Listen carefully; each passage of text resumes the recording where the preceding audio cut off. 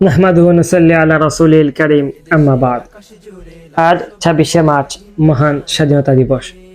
1971 সালের মহান মুক্তিযুদ্ধে যে সমস্ত ভাইয়েরা রক্তদান করেছেন, যাদের জীবনের বিনিময়ে আমরা আজ একটি স্বাধীন সার্বভৌমত্ব বাংলাদেশ পেয়েছি, তাদের সকলের প্রতি রইল আমাদের বিনম্র শ্রদ্ধা।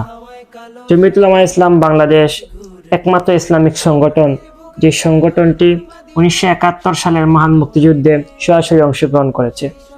বাংলাদেশের জমিয়ত তো বটেই, বরং ভারত পাকিস্তান জমিয়ত বাংলাদেশের সার্বভৌমত্বের জন্য তারা আন্দোলন করেছে। মুফতি আসাদ মাদানী সাহেব, তিনি ভারতে বাংলাদেশের স্বাধীনতার পক্ষে আন্দোলন করেছেন। সেখানে তিনি বিভিন্ন সভা সেমিনার করেছেন, বাংলাদেশি শরণার্থীদের জন্য তিনি জায়গা করে রেখেছেন। ঠিক তেমনিভাবে পাকিস্তান জমিয়তের সম্মানিত সভাপতি মুফতি মাহমুদ রহমতুল্লাহি আলাইহি, যিনি পাকিস্তানের একজন সাংসদ হওয়া সত্ত্বেও, একজন মন্ত্রী হওয়া সত্ত্বেও তিনি বাংলাদেশের পক্ষে অবস্থান নিয়েছেন।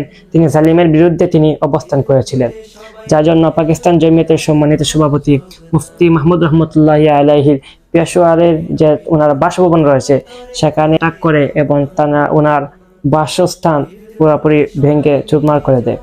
ঠিক তেমনিভাবে বাংলাদেশের জমিয়তুল উলামা ইসলামের অন্যতম দায়িত্বশীল হযরত মাওলানা শামসুদ্দিন কাসিম রহমতুল্লাহি আলাইহি, মাওলানা মুস্তাফা আজাদ রহমতুল্লাহি আলাইহি, জহিরুল হক ভুইয়া রহমতুল্লাহি আলাইহি, আবুল হাসান দোসরি রহমতুল্লাহ আলাইহি, ওনারা সরাসরি মুক্তিযুদ্ধে অংশগ্রহণ করেছিলেন।